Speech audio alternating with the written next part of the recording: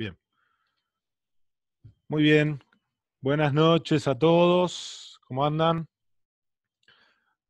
Vamos a empezar un nuevo foro. Hoy vamos a discutir un poco lo que es las patologías pericárdicas, asociado también, por supuesto, a las neoplasias cardíacas. Así que bueno, Maca, te doy la palabra. Macarena. Hola, ¿qué tal? Buenas noches a ¿Qué todos. tal? ¿Cómo te va? Gracias por conectarse. Bueno, vamos a hablar un poquito y queríamos agradecer a las empresas que nos acompañan, que bueno, hacen lo que hablamos el otro día en el chat, hacer posible que podamos seguir haciendo este tipo de cosas para difundir y para que todos estemos en contacto. Qualco sacó toda esta línea de productos para cardiología, ¿sí? Nada, se venden en veterinarias, todos lo deben saber. Pero bueno, está bastante extensa la línea, así que muchas gracias a Cuelcos por acompañarnos.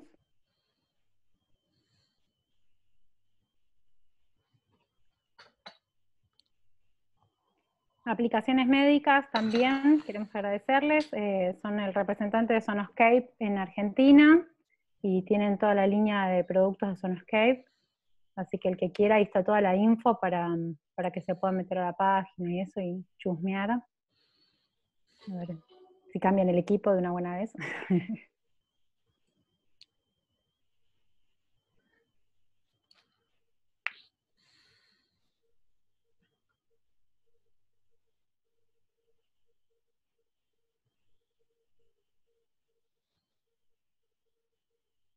Está toda la info, www.aplimed.com.ar es la página para conectarse, y bueno, ahí está el número, ¿sí? Cualquier cosa. También queremos agradecer a la doctora Sarte, al Centro de Hematología. Ellos tienen diversos servicios, interconsultas hematológicas, tienen un laboratorio de alta complejidad, próximamente va a haber un centro de manejo transfusional, un manejo transfusional ahí en el centro, y bueno, ofrecen todos estos servicios. Ahí están los números, ellos ya están en el oeste, ahí están los números, ahora después los volvemos a pasar. También queremos agradecer a Biomedic, ellos tienen el servicio de electro, ¿sí? Ya sea el común y el ambulatorio, el Holter, hacen un súper buen asesoramiento postventa, está bueno. Y ahí tienen la info, la página es www.biomedic.com.ar. Los números igual quedan ahí para que ustedes lo vean cuando quieran. Bueno, muchas gracias por la participación de todos, espero que les sea útil y participen, no sean vergonzosos. No sé si Sí, falta mucha gente, si hay muchos participantes, acá no veo porque tengo la... tenemos un montón. Bien. Tenemos varios ya que se han conectado, así que cuando quieran podemos empezar. Muchas gracias de vuelta a todos los patrocinadores.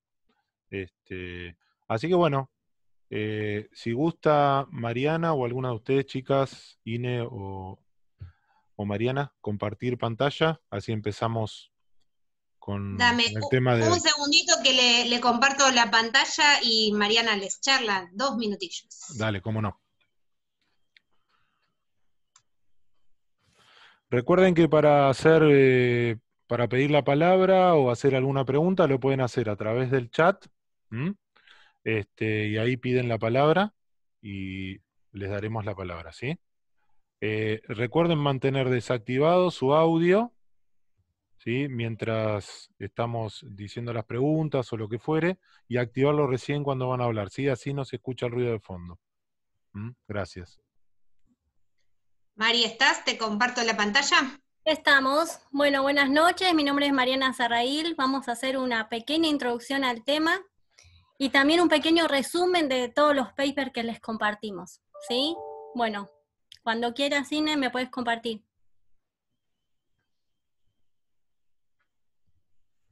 Bueno, vamos a empezar por las principales causas de fusiones pericárdicas. Y cuando empezamos a hablar de las principales causas, tenemos que hablar de las neoplasias. Entre las neoplasias, ahí está. Vamos a empezar con la de tumor de base cardíaca, el quemodectoma.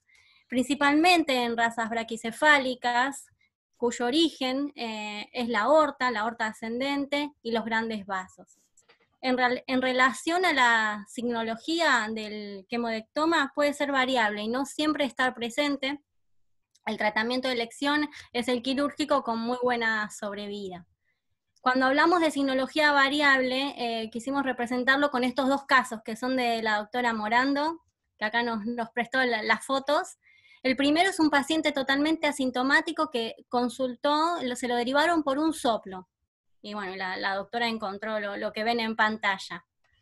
Y el segundo paciente es un paciente que entró en shock y bueno, falleció luego a los días.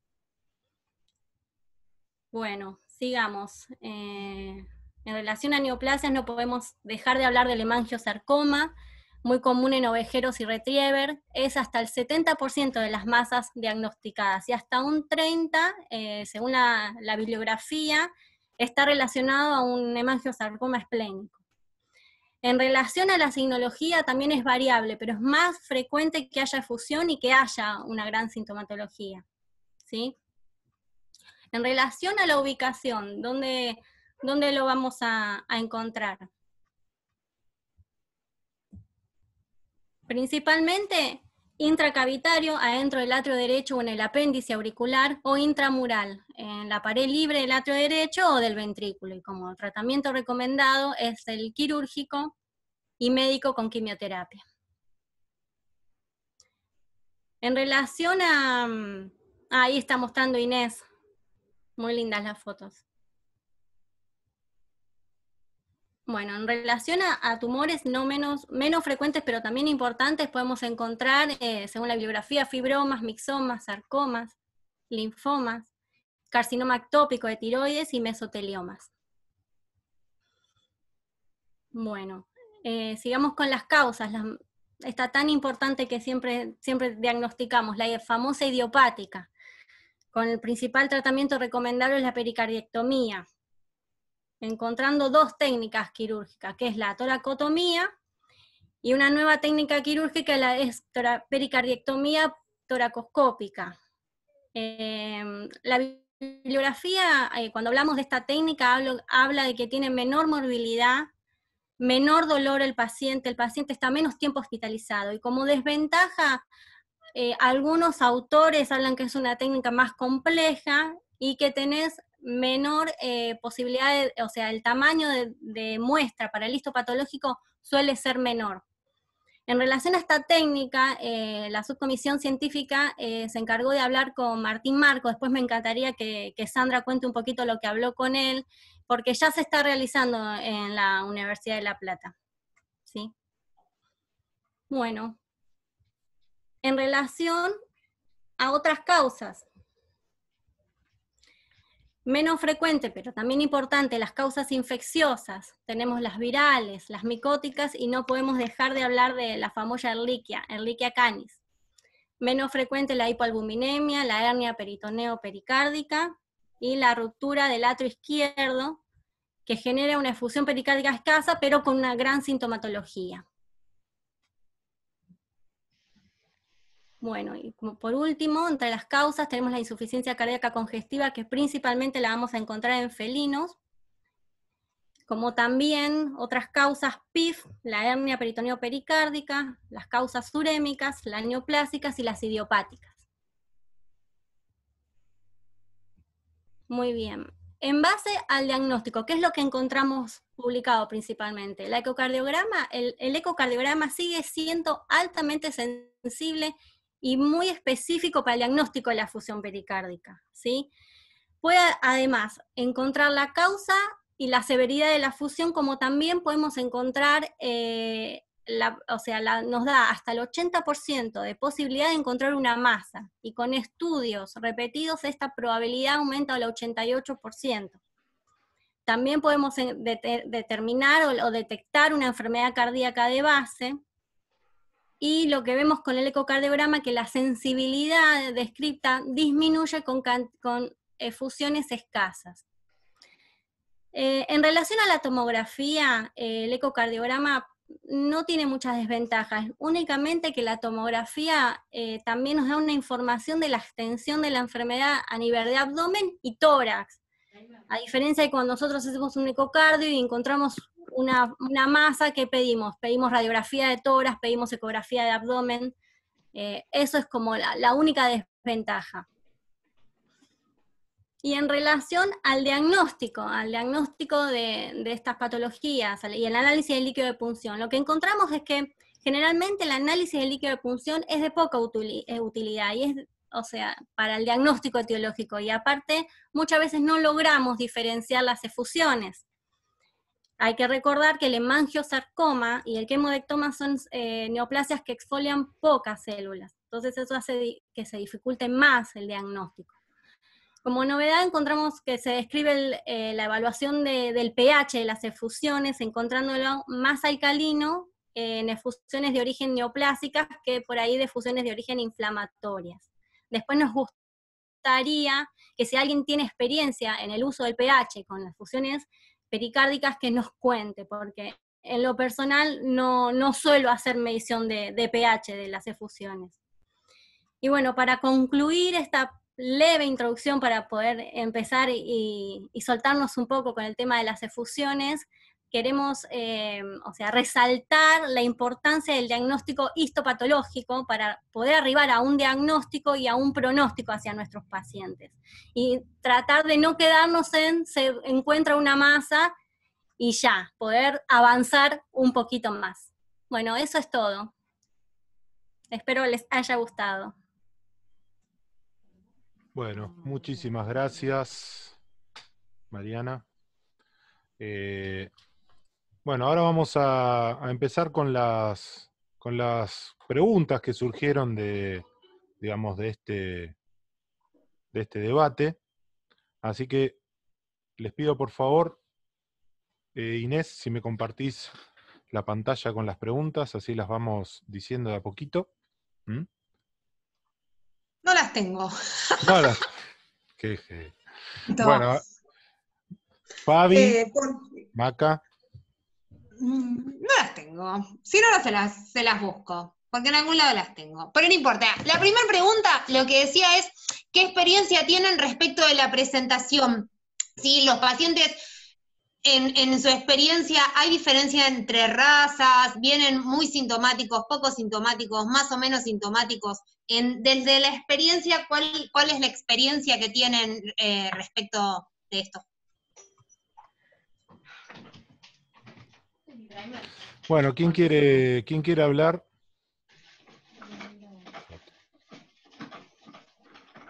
¿Quién quiere tomar la palabra?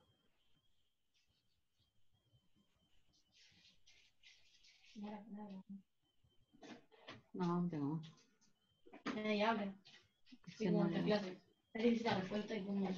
Perdón, ¿alguien tiene un micrófono abierto? Por favor, siléncielo. Si no, lo voy a silenciar de vuelta a todos, ¿sí? Marcelo, quiero.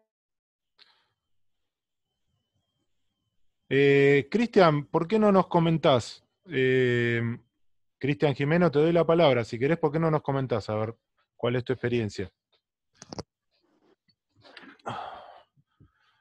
Y si no, Marcelo Echevarría, dale. Activa el micrófono. Bueno, en realidad, buenas noches, ¿no? Buenas. Quería como ampliar o reformular la pregunta, si se quiere, porque cuando vemos en las bibliografías hay como mucha diferencia entre las prevalencias. O sea, tenés desde lugares que te dicen que el hemangiosarcoma es 10 veces el tumor más común que se encuentra con respecto al segundo, que podría ser el quimiodectoma, y otros que te dicen que es 1 a 1 la relación. Entonces, un poco quería preguntarles qué les parece a ustedes.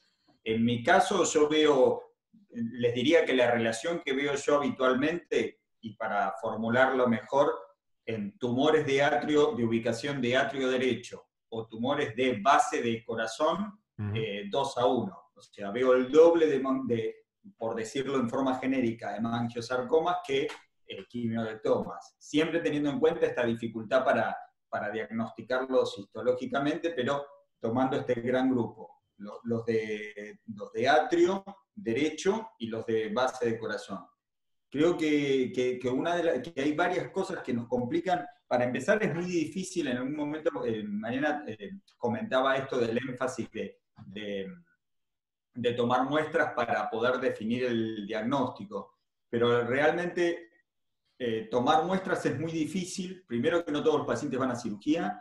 Los pacientes que van a cirugía son tumores generalmente muy sangrantes.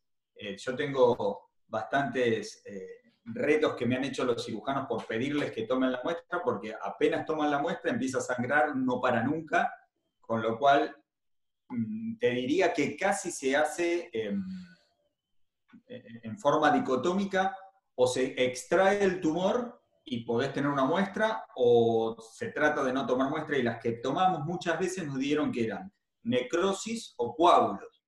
Entonces, esa es una de las variables que yo creo que alteran la proporción que conocemos de tumores. Pero bueno, de vuelta, después de esto me gustaría conocer qué piensan ustedes sobre las prevalencias, o sea, qué tumores ven y en qué proporción. Bueno, muchas gracias, Marce. Yo te puedo contestar de mi casuística. Yo creo que varios vamos a compartir. Para mí, yo coincido generalmente con la literatura internacional, que el hemangiosarcoma, o por lo menos con lo que generalmente se habla, que el hemangiosarcoma es la neoplasia de base cardíaca más común. El tema era en parte es lo que vos decías, o sea, el hemangiosarcoma, y ahí entrando dentro del hemangiosarcoma, la ubicación más común es en el atrio derecho. No sé qué porcentaje ahora se maneja, pero sin temor a equivocarme, más de un 90 y pico % de esos hemangiosarcomas están en el atrio derecho, ya sea en la aurícula, en la pared libre, o inclusive cerca de la unión atrioventricular. En mi experiencia, por lo menos en lo que es ecográficamente, el aspecto ecográfico, he visto más tumores parecidos a hemangiosarcomas que otros tipos de tumores. Pero bueno, esa es mi casuística. Así que bueno, ¿alguien más que quiera compartir su opinión, su experiencia respecto a esto?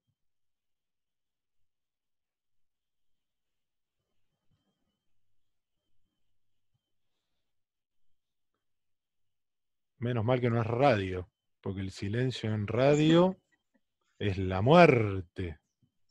Vicky había propuesto una pregunta que tenía que ver con, sí, Vicky Almagro, eras tú, si habían notado alguna diferencia entre razas. Si hay, la estadística internacional, siempre las razas depende de dónde, porque siempre hay mayor o menor representación de razas, depende de dónde. Claro. Pero si tenían alguna, ahí el doc Andrés Balás está pidiendo la palabra. Sí. Si había algún tema de razas. Bueno, ahora le damos la palabra a Andrés. Andrés, así nos comentás cuál es tu opinión y experiencia. Activa tu audio.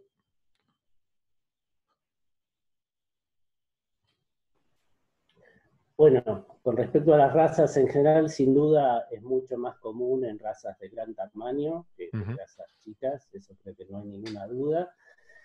Creo que ha cambiado un poco la incidencia porque también ha cambiado mucho o sea, ha cambiado las razas durante los años. Sí, creo que antes, yo diría que, no sé, tenemos trabajos con Rafa que hicimos, con Bockenhams, donde la gran mayoría eran ovejeros alemanes, y hoy en día el ovejero alemán no es tan popular como lo era antes. Y respecto a la incidencia, a veces es medio difícil porque muchos tumores tienen una ubicación que no queda bien claro por la ubicación que es, porque están dorsal al atrio derecho y adyacente a la aorta, entonces por ubicación pueden ser cualquiera de los dos. Entonces, hacer un diagnóstico de neoplasia, en general es muy difícil hacer el diagnóstico de certeza previo a una cirugía. O sea, uno tiene que a veces tomar una decisión terapéutica sin tener certeza de ya sea qué tumor está tratando. Y si es resecable. si es resecable o no es resecable, y también, digamos, en el caso de no tener una masa visible, no podemos diferenciar un mesotelioma de una idiopática. Si ustedes se fijan en los papers que subimos de mesotelioma, por ejemplo, el comportamiento es exactamente igual.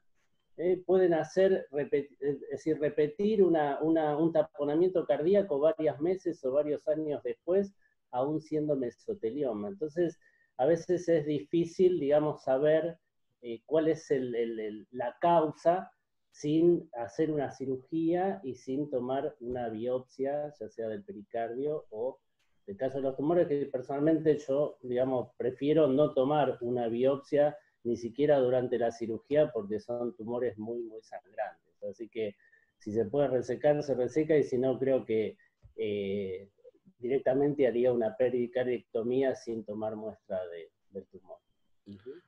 Bueno, respecto de eso que comentabas, es verdad lo que decís, porque a veces adquieren tanto tamaño que es verdad que no podés precisar dónde están ubicados, porque también es como que desplazan tantas estructuras a la vez que están tan juntas y es difícil saber hasta dónde abarca, eso es verdad. Quiero decir una cosita más respecto, respecto a los hemangiosarcomas. Yo creo que el pronóstico es bastante nefasto. Es más, creo que un factor pronóstico es la forma en que se presenta el taponamiento.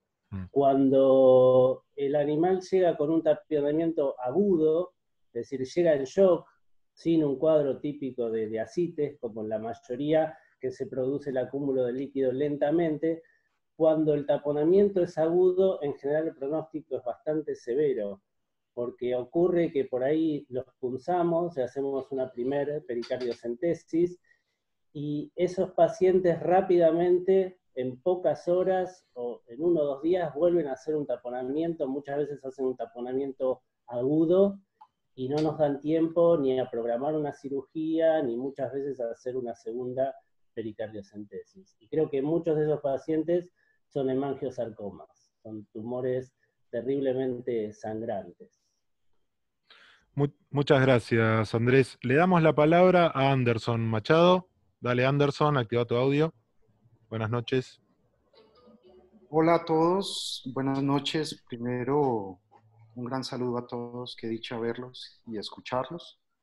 Con respecto a lo que acaba de decir el doctor, bueno, son varias opiniones así rápido. Con respecto a lo que acaba de decir el doctor, más que tomar muestras, nosotros lo que estamos haciendo son improntas y nos resulta bastante efectivo, sin necesidad de causar mayor trauma a la masa, a lo que estemos viendo ahí, y las improntas para citología funcionan fenomenal en el diagnóstico. Digamos que hay una diferencia bastante notoria entre los hemangiosarcomas, los tumores de base, los mesoteliomas, en fin. Eso porque estamos como con la idea, y eso es una pregunta que les tiro al grupo, ¿cuántos de ustedes proponen hacer pericardiectomía? Inmediatamente les llega un paciente con signos de fusión pericárdica. Encontramos en muchos textos que se hace una primera punción, luego de la segunda punción y todo esto, y ya después de la segunda o la tercera es que se plantea la posibilidad de hacer pericardiectomía. Nosotros estamos planteando la pericardiectomía desde el inicio, desde que el paciente llega, y quisiera saber cuál es la opinión de ustedes. Probablemente están los temores del dueño, entrar a tórax, una cirugía, en fin, todo esto, pero en la experiencia personal veterinaria, independiente de los temores del propietario, quisiera saber si les resulta bien intentar la pericardiectomía en primera instancia. Ahora, Marinés había propuesto una pregunta acerca de la sintomatología. Quisiera retomar la pregunta como para no dejarla ahí en el aire. Nosotros aquí en Costa Rica somos más dados a perros de razas medianas y pequeños, y mucho perro sin raza definida. Digamos, la moda, aquí en Costa Rica somos muy dados a estas modas internacionales de que no a los perros de raza, sino consigamos no solamente perros mestizos. Entonces, esa incidencia racial para nosotros en perros mestizos es como muy complicado definirla. y tenemos muchos perros de razas pequeñas, más que perros de razas grandes. Entonces, nos llegan, nuestra estadística es un poquito diferente a la que normalmente se publica. Y la sintomatología, Marinés y todos, es increíblemente, nos llegan perros sin síntomas hasta perros chocados. Entonces, está lo típico, encontrar el perro con asitis o encontrar el perro adinámico y todo esto, pero el espectro es muy, muy variable, ¿sí? Por lo menos a lo que nuestros pacientes respecta. ¿Ok?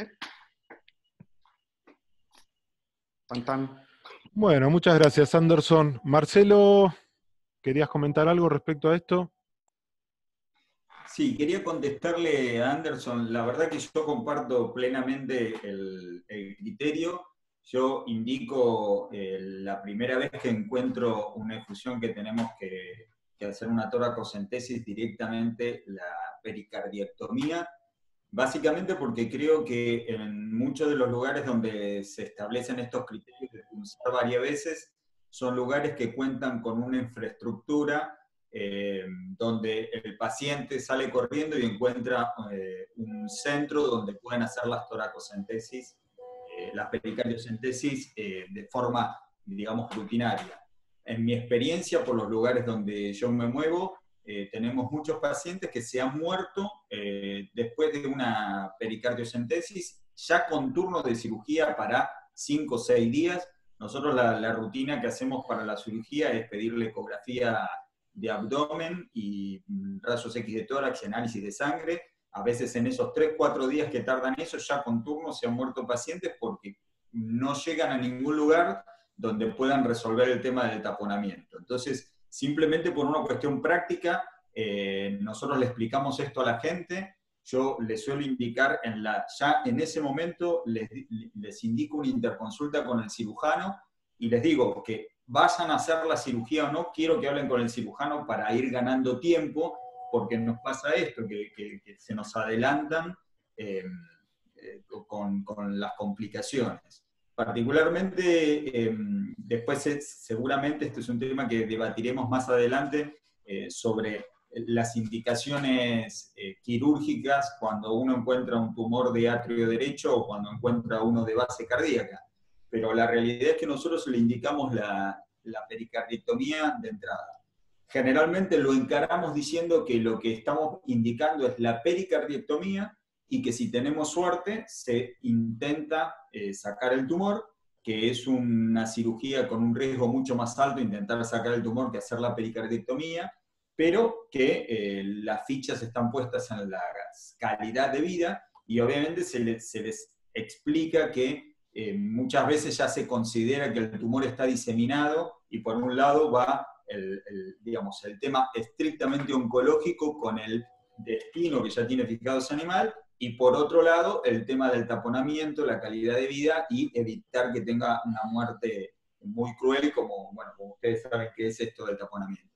Obviamente en los tumores de base de corazón, cuando nosotros sospechamos que es un quimiodermatoma, le explicamos que el pronóstico para nosotros es mejor y que puede llegar a tener una sobrevida muy buena, pero básicamente le indicamos de entrada que era el planteo de Anderson y que yo comparto plenamente, ¿no?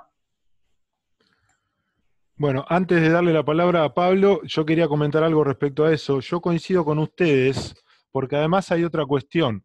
Mientras más tiempo le damos a ese pericardio a que se siga llenando, le damos tiempo a que se engruese, se generen bridas, se genere fibrosis y terminemos en una pericarditis constrictiva o en algún tipo de pericardiopatía constrictiva, en la cual ya después cuando abrimos y queremos hacer una pericardiectomía subtotal, está tan pegado el pericardio que resulta muy difícil hacer la cirugía como se había planeado. Entonces, en eso estoy de acuerdo en que la indicación tiene que ser lo más inmediata posible. Bueno, le damos la palabra a Pablo, que quería hacer un comentario. Hola, buenas noches. No sé si se escucha bien. Pero sí. Bueno. ¿Pablo Donati? Sí. Sí, Pablo Donati. Sí. Perfecto. ¿Cómo andas, Pablo? Bueno, Bien. buenas noches. Buenas noches. Un placer compartir este espacio con ustedes. No, mi comentario viene un poco de lo que se estaba hablando por ahí, un poquito antes, con el tema diagnóstico. Hace un año más o menos, me va a faltar precisión en esto, perdón, pero no me acuerdo exacto ni los autores, pero se publicó una serie de casos en el Journal de Cardiología, donde hacían una evaluación diagnóstica con citología percutánea, con guía ecográfica de las masas, ¿no? Sin aspirar, o sea, solo colocando la aguja, y bueno, reportaron un rédito diagnóstico bueno, era una serie de casos chica, pero bueno. A partir de eso nosotros lo empezamos a hacer. En el centro donde yo trabajo con Maca, y por ahí puede precisar algún dato si digo algo mal, porque no tengo mala memoria, en general de rutina colocamos, y esto seguramente se va a hablar después, un catéter pericárdico para el manejo inicial. Entonces casi todos los pacientes tienen un catéter, cuando los drenamos directamente les ponemos un catéter en el saco pericárdico. Hasta ahora los pacientes que hemos hecho las PAF ecoguiadas, sobre todo para la situación que cuenta Andrés Balaz, sobre esos tumores que no está muy claro qué son, y es bastante diferente la manera que uno se dirige a los responsables del animal con respecto al pronóstico, o incluso a la indicación de cirugía, ¿no? Según lo que sea. Y bueno, la serie de casos que tenemos nosotros, que no son muchos, 4 o 5, ninguno tuvo un resangrado secundario a la maniobra, digamos. Todos tenían el catéter pericárdico puesto por alguna eventual complicación, que eso lo hacemos de rutina cuando hay un tumor, no cuando es un derrame pericárdico idiopático. Y el rédito diagnóstico que tuvimos hasta ahora fue bueno. Lo digo como un comentario por si alguien quiere compartir algún otro dato, y no sé, Maca, vos si querés, te acordás de esto, querés decir algo también. Muchas gracias, Pablo. Bueno, yo te comento brevemente, hicimos una hace un tiempo con una colega que hace oncología.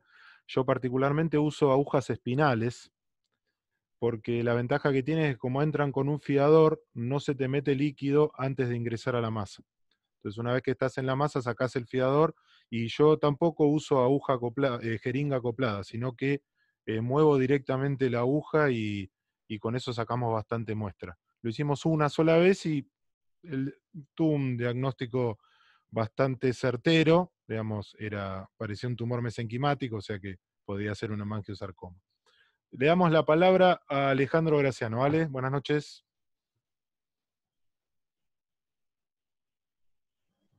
Ahí está. Hola, ¿cómo están? Buenas noches. Bien. Le quería preguntar nomás a Anderson si él hace algún tipo de discernimiento entre la posibilidad de que sea un hemangiosarcoma o una colecta idiopática en el momento de plantearle en la primera instancia a la gente la pericardiectomía, ¿sí? Nada más esa inquietud tenía. Bueno, ya que hizo la pregunta Alejandro, Anderson. Aquí estoy. Dale. Sí, claro, si en la eco nosotros logramos ver la masa con las características topográficas de localización y todo, bueno, empezamos, eso se plantea como el primer diagnóstico diferencial, teniendo en cuenta que perfectamente pueden ser otras cosas, incluso un trombo, como bien lo dijo el doctor al principio. Y cuando es idiopático, digamos, el hecho de no ver la masa, tampoco podemos descartar un mesotelioma o que sea simplemente, o un tumor donde no lo pueda ver en el corazón. Ecocardiográficamente no logro acceder a todas las zonas del atrio derecho, aunque utilice vistas oxifoideas y todo, y es muy, muy complicado. Entonces, afirmarlo o descartarlo solamente por la observación, normalmente no. Lo que hacemos es tirarle la lista de diagnósticos diferenciales y ponerlas en orden de lo que creemos, de lo que estamos viendo. Siempre planteamos pericardiectomía, aunque sea una efusión, aunque el primer diagnóstico diferencial sea una efusión idiopática. Bueno, Anderson, muchas gracias. Sí, dale. Nacho. Sí. No, le formulo la pregunta tal vez al revés a Anderson. Si vos por las imágenes te parece que es muy característico o altamente sospechoso de ser un hemangiosarcoma, si igualmente la indicación es la pericardiectomía. ¿Se entiende? Sí, doctor. Siempre siempre lo hacemos la pericardiectomía, aunque estemos muy seguros.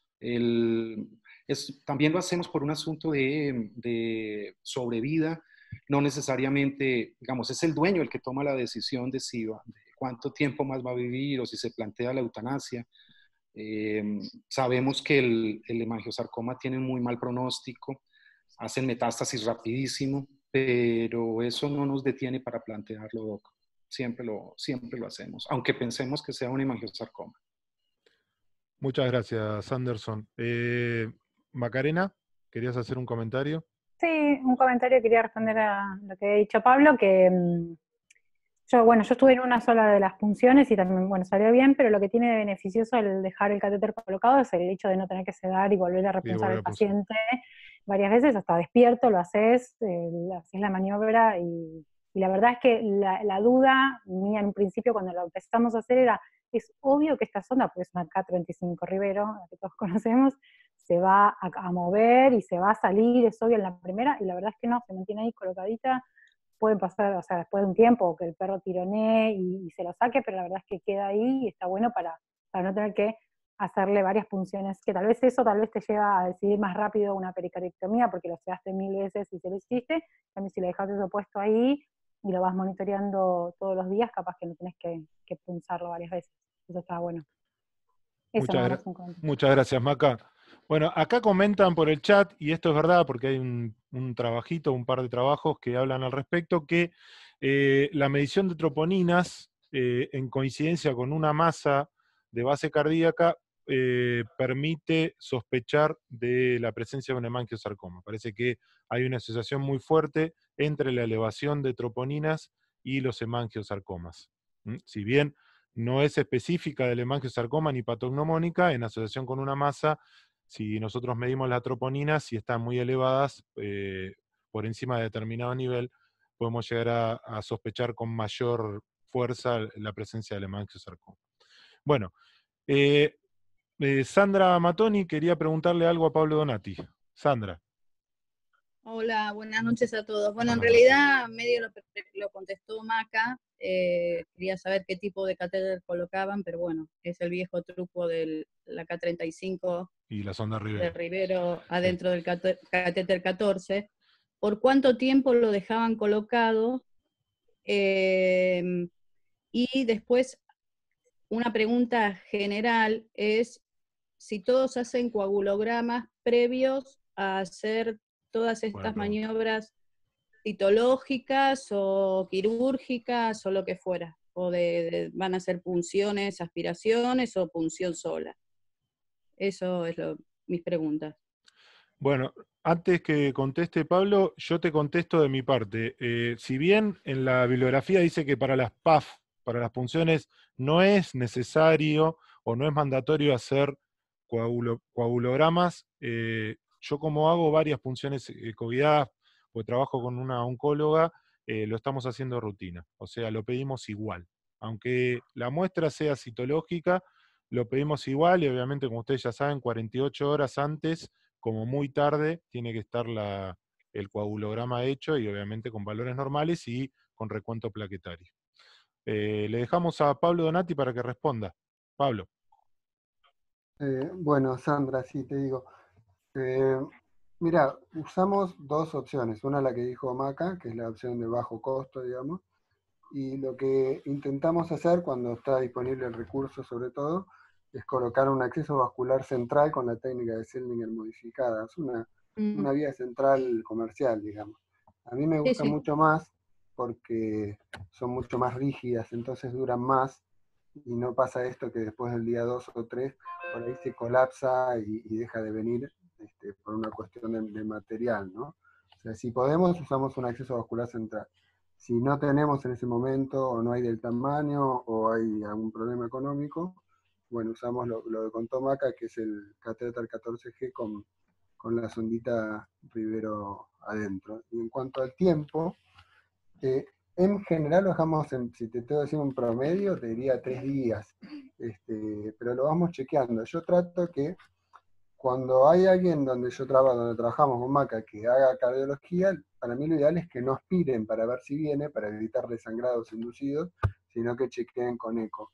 Pero alguien que está en la guardia, si no tiene demasiado dominio de eso, le cambia la vida porque si el animal colapsa, aspira y sale de shock muy rápidamente. Entonces, es muy útil, sobre todo para esa situación. Pero los mandamos a la casa con el catéter, ¿eh?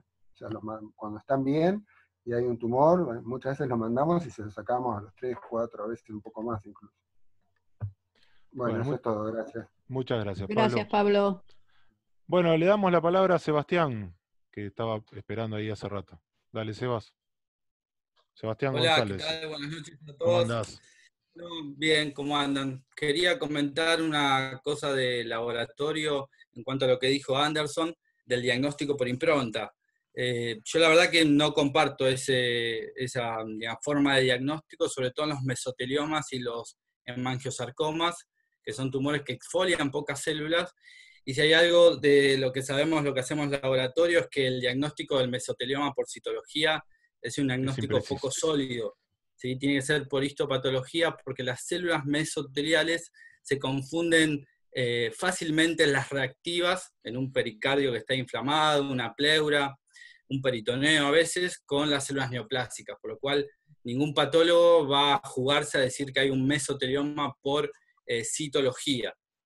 Lo mismo para el hemangiosarcoma, que muchas veces tenemos problemas con la histopatología, imagínense con la citología. Por lo cual, desde mi punto de vista de laboratorio, no me parece que la impronta sea un diagnóstico sólido, lo podemos hacer, pero yo no me quedaría tranquilo con ese tipo de diagnóstico. Si abordo la cirugía, trato de tomar alguna muestra, si no lo podemos hacer, pero tomarlo con pinzas como diagnóstico, un mesotelioma o un hemangiosarcoma.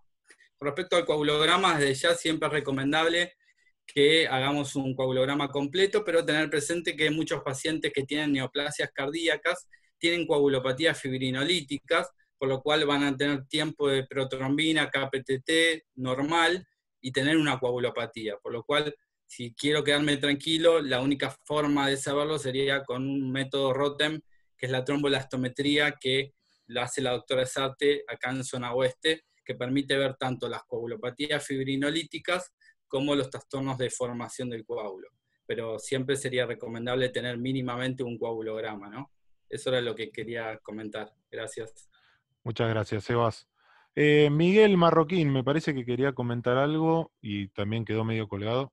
A ver, Miguel.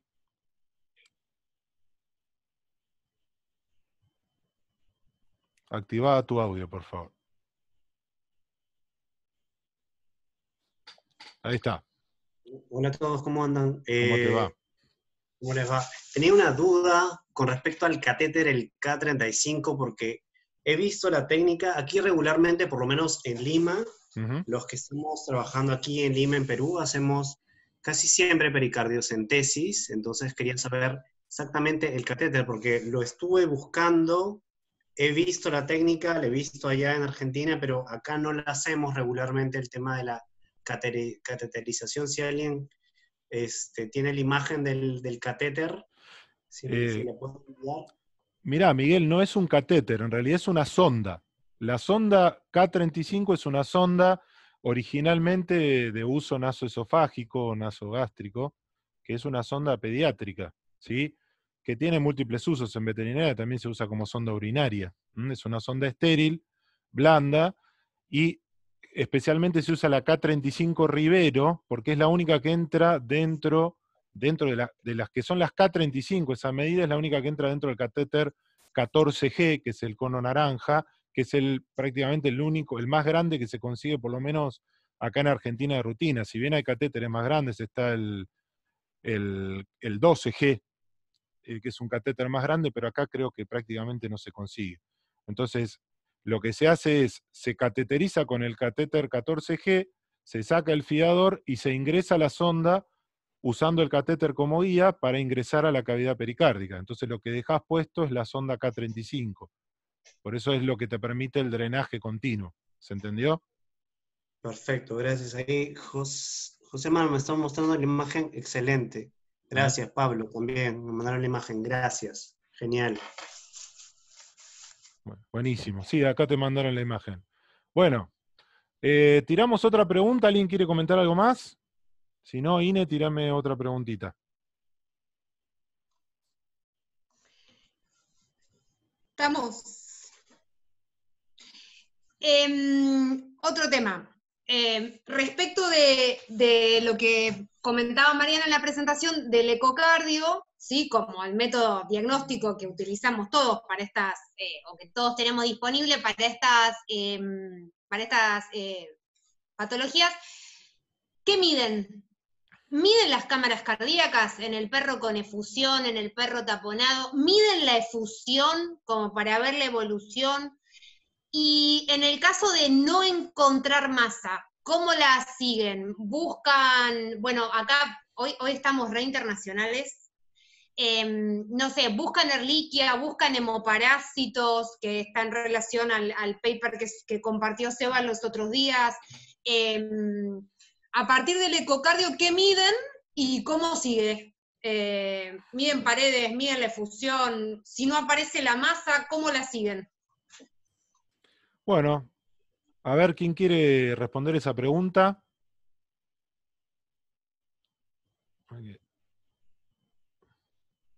Anderson, dale. Ok, a ver, inicio ya el video. Bueno, estamos haciendo un pequeño estudio en este momento acerca de la erliquiosis y la efusión. Hemos notado que los perros que tienen una efusión pericárdica con unas características físicas, un líquido poco viscoso, claro, más bien de color grisáceo, no hemorrágica como las que estamos acostumbrados, hemos notado que estos perros son positivos a Ehrlichia. Ahora, no puedo hacer una correlación directa entre una cosa y otra porque solamente hemos podido quitar un pericardio de un paciente con Ehrlichia y estamos a la espera de los resultados. Entonces, pero sí hemos notado que los pacientes positivos, el líquido es más un transudado modificado que un exudado, ¿sí? Y un exudado de tipo hemorrágico. Entonces, también estamos en una zona, en un país endémico de erliquiosis. Por tanto, todos los pacientes que llegan jóvenes o viejos para punción o con síntomas o pericardiectomía son testeados para erliquiosis. ¿Sí? Ya es parte de nuestra base de datos mínima y junto con el coagulograma y todas estas cosas. Ahora, de no ver el tumor inicialmente, bueno, y hacer la punción, se sigue chequeando a menos que el dueño permita hacer la pericardiectomía, entonces ya el cirujano se encarga de buscar y el patólogo se encarga de definirnos qué tipo de muestras recibió. En cuanto a las mediciones de la efusión, yo no la hago directamente, no le veo mayor utilidad. Me parece que es muy variable las zonas de medición. Creo que tal vez estoy mal, me corrigen. No sé si hay un estándar del sitio donde se deban medir, pero me parece que es más un asunto subjetivo que objetivo. Entonces yo por mi parte no hago medición. Y lo que busco ecocardiográficamente es signos de taponamiento, ¿sí? Y eso es lo que le enseño a mis muchachos, a los otros veterinarios que se encargan de las emergencias, es que cuando tengan una efusión, lo primero que vayan y busquen es un atrio derecho que se esté colapsando. De ahí para poder tomar decisiones, qué tan rápido actúo, qué tanto tiempo le puedo dar.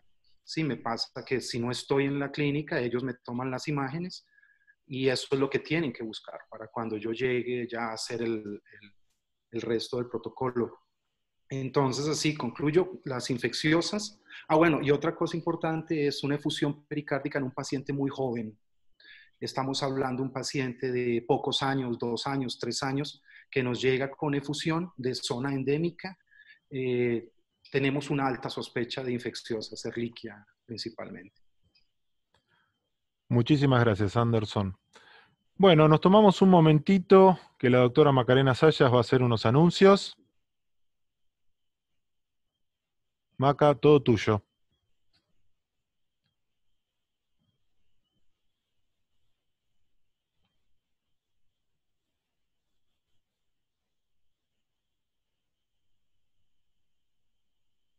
Bueno, queríamos agradecer a los auspiciantes. Acá nos mandaron unas imágenes, la doctora Sarte del Centro de Hematología Veterinaria, para compartir con ustedes, para tener toda la información. Ellos son un laboratorio de alta complejidad, realizan interconsultas hematológicas, tienen van a tener próximamente manejo transfusional. Así que muchas gracias a la doctora Sarte por acompañar a la SACBE para lo que hablábamos el otro día, seguir creciendo un poco, ¿no?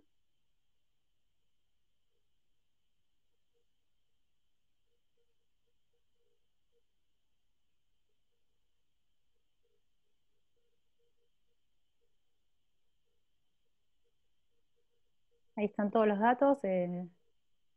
La página es www.laboratoriosarte.com.ar.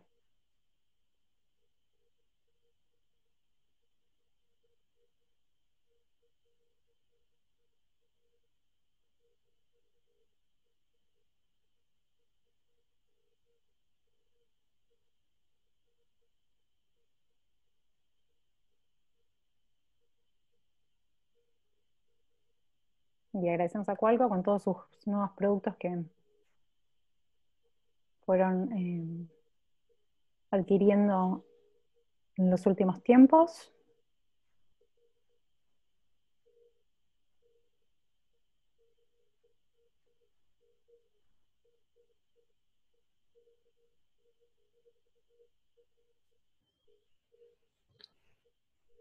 El Cardio 3 que tanto le gusta a la doctora Herbert.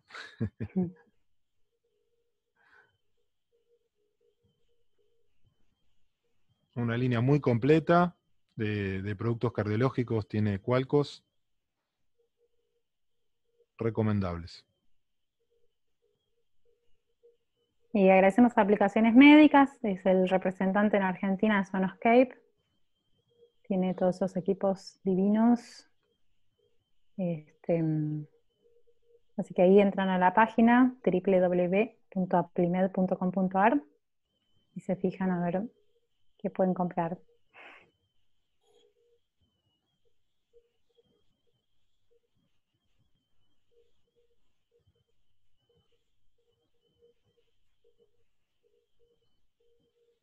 Bueno, muy agradecidos. Estamos en una situación difícil todos, ya sean las empresas, nosotros, ni hablar, pero bueno, agradecidos de que nos puedan acompañar para poder sostener todo esto, ¿no?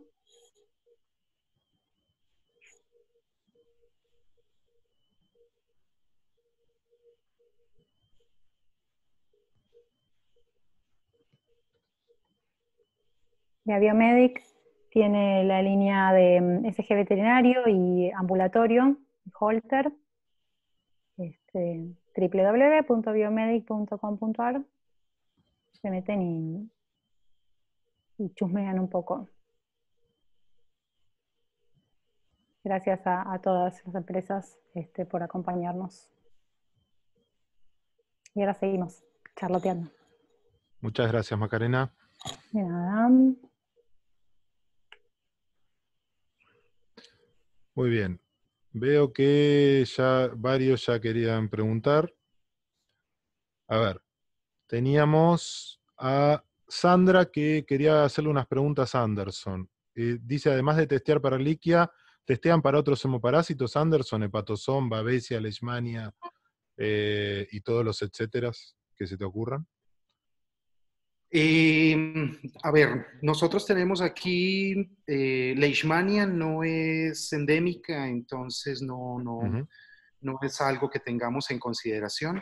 Las otras pruebas tampoco las hacemos, únicamente estoy testeando con el 4DX, el de IDEX, que testea Ehrlichia y Anaplasma, Canis eugni, Anaplasma platis y fagocitófila, es digamos el test que hacemos, pero no testeamos para otras enfermedades infecciosas. Muchas gracias, Mandamos, Anderson. sí, también otra cosa, perdón, Nacho, disculpa interrumpir. Sí mandamos para cultivo y antibiograma, cultivo bacteriano y antibiograma, nada más. Eso es lo extra que hacemos con las muestras. Ok. Muchas gracias. después teníamos pregunta del doctor Javier Barrios. Javier.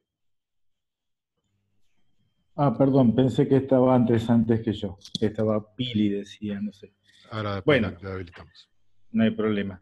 De comentario de lo que lo que nosotros hacemos habitualmente es respecto a las mediciones ecocardiográficas, por supuesto la observación de las cámaras derechas para el taponamiento, pero también la observación de las cámaras izquierdas.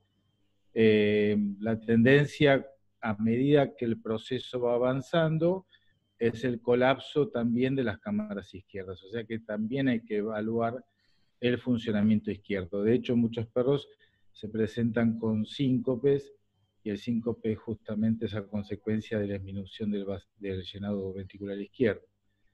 Eso por lo menos lo que nosotros hemos visto. Respecto a la medición de lo que podríamos llamar los sacos, aunque sea en realidad es una sola cámara, pero del sector derecho o izquierdo del pericardio, sí lo hacemos. Ahí hay que, por lo menos lo que uno hace habitualmente es medir en diástole y en sístole, porque va a cambiar el volumen, el diámetro en sí de la colecta, y a veces es una referencia para la evolución postpunción. No todos, o mejor dicho, el porcentaje de gente que accede o quiere hacer la pericardectomía no es muy alto, por lo menos en los que nosotros vemos, considerando que un gran porcentaje de los perros que hacen las colectas son animales añosos y la gente empieza a evaluar la edad, entre otros factores, y no decide hacer la pericardectomía. Y menos todavía cuando hay una masa observada, es como que la gente se resiste más a la opción quirúrgica del pericardio, por más que uno se la plantee como una buena opción, pero tienden a optar solamente por la punción, medicar y esperar. Creo que eso eran más o menos los temas. Y respecto a la Ehrlichia, sí hemos visto muchas colectas pericárdicas en pacientes que son positivos. Lo que uno no sabe es si la pericarditis es por la Ehrlichia o por otra causa. O sea, ahora de hecho hay una Golden que tiene 11 años y no observamos masa, se punzó, se evacuó, la perra ya hace 2 meses que no volvió a colectar y dio positivo a Ehrlichia. Está bajo tratamiento, y hay otro inclusive que vino de, un paciente que vino de Colombia, que había tenido Ehrlichia, y ahora van a hacer un PCR, a ver si volvió a positivizarse, pero es tanta la cantidad de pacientes que tenemos con Ehrlichia que yo no sé si hay tanta, o sea, es difícil de calcular cuántos animales tienen Ehrlichia hoy en día en Buenos Aires, por lo menos, ¿no? En Argentina. Y yo no sé cuántos de ellos hacen verdaderamente colectas pericárdicas por la Ehrlichia o por otras causas. Gracias. Muchas gracias, Javier. Mariana Sarrail, ¿querías comentar algo? Bueno, sí. Bueno, como todos saben, yo también estoy investigando hace como 2 años sobre Ehrlichia. Yo, en principio, yo estoy en zona sur, es endémico, pero es muy difícil hasta hacer una serología, hacer un recuento plaquetario. Entonces, muchos pacientes quedan en la nada por no poder acceder a los exámenes complementarios. En los que puedo llegar a investigar un poco, hacer PCR, hacer serología, no encontré muchas efusiones pericárdicas Ehrlichia positivo. Lo que sí estoy encontrando más es ese paciente que no de 5, de 4, de 2 años con una cardiomiopatía dilatada, que no justifica la edad, positivo a Ehrlichia. Eso sí encontré más que una efusión. Y mi pregunta hacia Anderson es, ¿cómo es la evolución de ese paciente tratado luego de que diagnostican una Ehrlichia positiva? O sea, y en base a la bibliografía que leí, es más lo que informan como una miocarditis que una efusión, pero independientemente de eso vamos a tener que seguir pidiendo Ehrlichia porque está documentado, no podemos dejar de pensar en Ehrlichia más en zona endémica. Eso es todo. Bueno, Anderson, te tienen alquilado, así que no, contestando. Yo estoy feliz. Sí, buenísimo. Ok, Vean, repito, hemos notado que el paciente positivo a Ehrlichia con efusión joven hace un tipo de efusión diferente macroscópicamente a los tradicionales. Entonces, repito, es una observación personal, no es una generalización. Estamos en proceso y hay que verificar esos datos, nada más. ¿Qué fue lo otro que preguntaste? El seguimiento. La evolución. Sí, es muy satisfactoria, se alivia la sintomatología del paciente haciendo la pericardiocentesis o la pericardiectomía, como el dueño no lo permita, tratamiento estándar para ehrlichiosis, y son pacientes que tienen una magnífica evolución. A los que no les hemos quitado pericardio, no han vuelto a hacer fusión pericárdica. Estamos hablando de aproximadamente unos 10 pacientes, de los cuales como unos 6 se ha logrado quitar pericardio y unos 4 no se hicieron nada. Los que no se hizo nada no han vuelto a presentar efusión. Obviamente post-tratamiento para la Ehrlichia y la negativización de las pruebas serológicas un año después. Quisiera aprovechar para hacer una pregunta, sobre todo para el doctor Barrios también.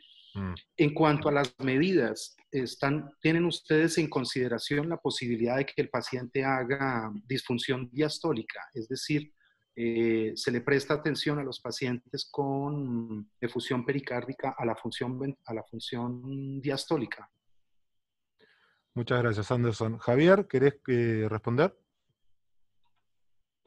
Sí, principalmente los casos que uno puede suponer que es una pericarditis constrictiva.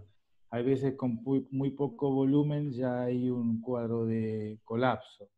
Esos son tal vez los que más habría que prestarle atención a la función diastólica, pero también tenemos que considerar que un grueso de los colegas que trabajan, por lo menos acá en la Argentina, no tienen equipos Doppler, así que no todos pueden evaluar eso. Lo que no les comenté antes, igual no sé si respondí Anderson lo que necesitaba, pero lo que no comenté antes, ¿dónde hacíamos el corte? Por nosotros lo que hacemos es respetar el corte del modo M del ventrículo izquierdo, porque de alguna manera, si yo no lo veo nuevamente y lo veo a algún otro colega, por lo menos que tenga una nueva referencia del lugar de corte. No quiere decir que sea el lugar de mayor distensión del pericardio, pero si todos tomamos el mismo lugar, es probable que podamos comparar. A eso me refiero. Muchas gracias, Javier. Espero haberte respondido, Anderson.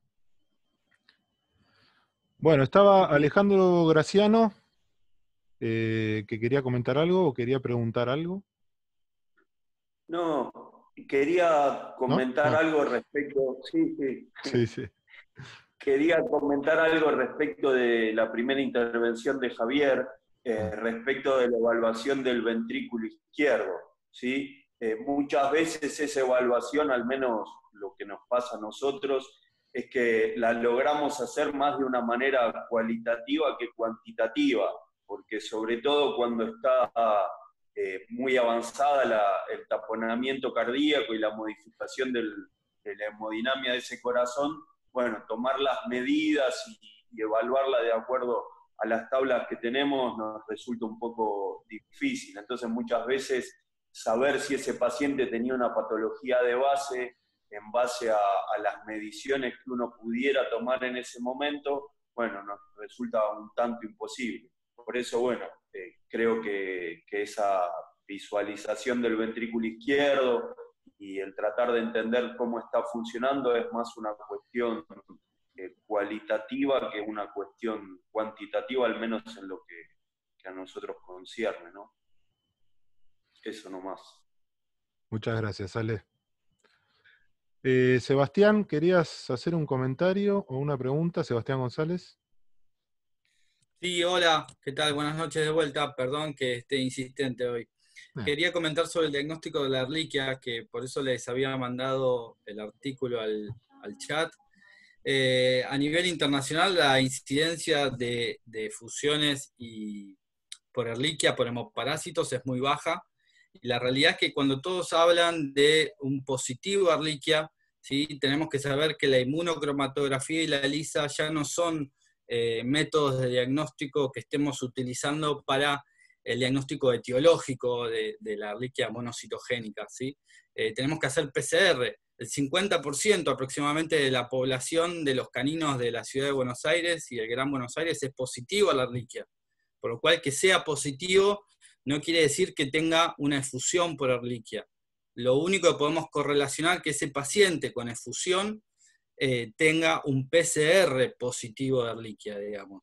Por lo cual la inmunocromatografía y la ELISA no nos sirven de mucho, y es un sobrediagnóstico que vemos habitualmente, y que me parece que ya es un error muy, muy frecuente en los clínicos, que todo positivo se le atribuye propiedades a la Ehrlichia que no tiene, fusiones, muchas causas clínicas que digamos, no son por la Ehrlichia, porque por ahí los anticuerpos tienen 3 años, 4 años, hasta 5 años pueden estar presentes en la sangre del paciente y va a seguir dando positivo.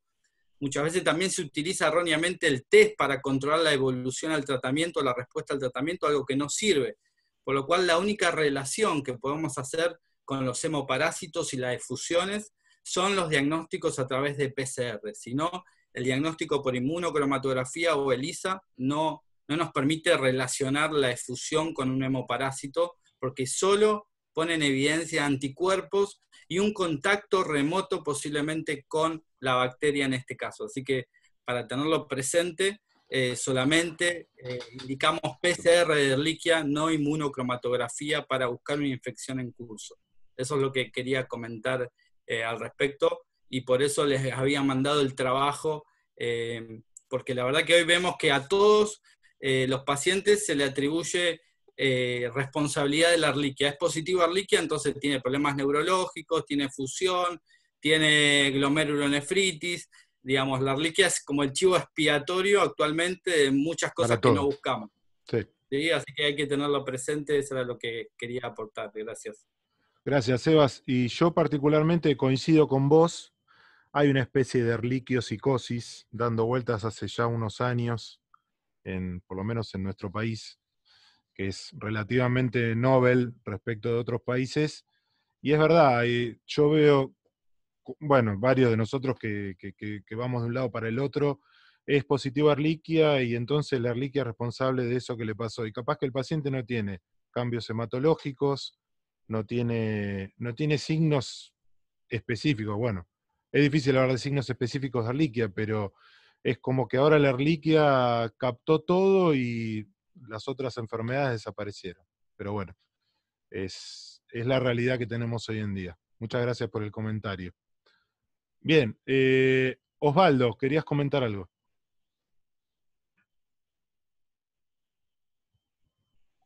Osvaldo. ¿Qué tal? Buenas noches a todos. Buenas noches. Lo que quería comentar es que la parte de ecografía bidimensional hago lo que realizan casi todos. Lo único que estoy introduciendo en los pacientes que ya vienen con varias punciones pericárdicas, que no se llegó a la pericardiectomía, es que trato de medir el tisular en el tabique.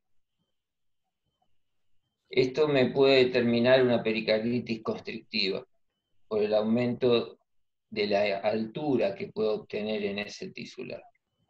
Y algo que vi en alguna que otra medida que no tienen tisular, que pueden verlo en modo M, que es un ligero bombamiento del tabique hacia el ventrículo derecho después de la sístole, que se llama SNOC pericárdico, que se da en humanos.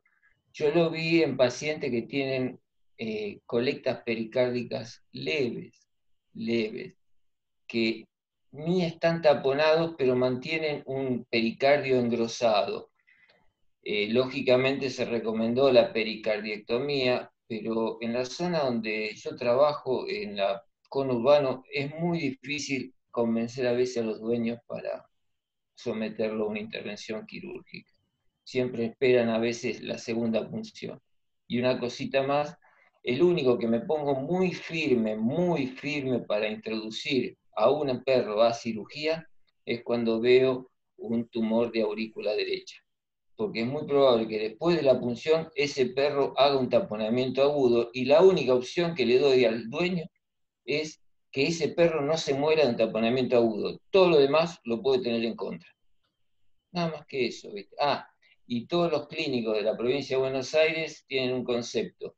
Los perros tienen erliquia hasta que se demuestre lo contrario. Disculpen, pero no aclaro mucho, pero es lo que veo en la provincia. Nada más, chicos. Muchas gracias, Osvaldo. No, por favor, Nacho. Bueno, ¿quién más quería comentar? Acá, perdón, antes que alguien comente, y antes que pasemos a la próxima pregunta, había quedado colgada una pregunta de Claudia, que había tenido un problema con la computadora. Claudia, ¿querés hacerla oral la pregunta de vuelta? Porque es importante. Activa el audio. Ahí está, perfecto.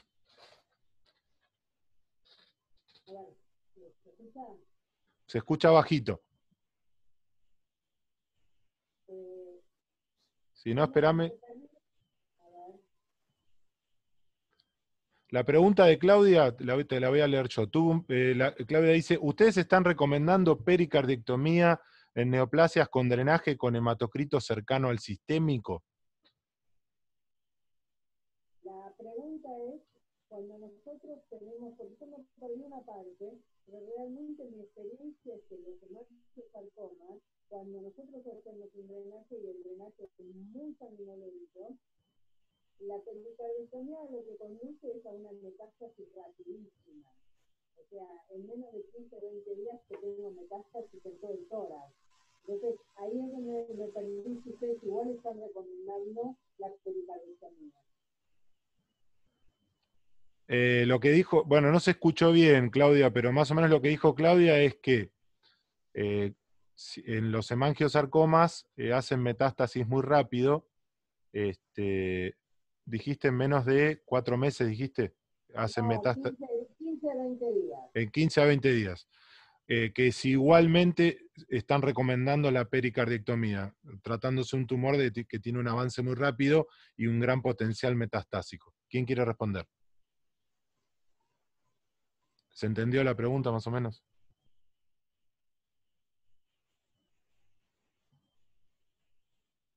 Sí, Marinés.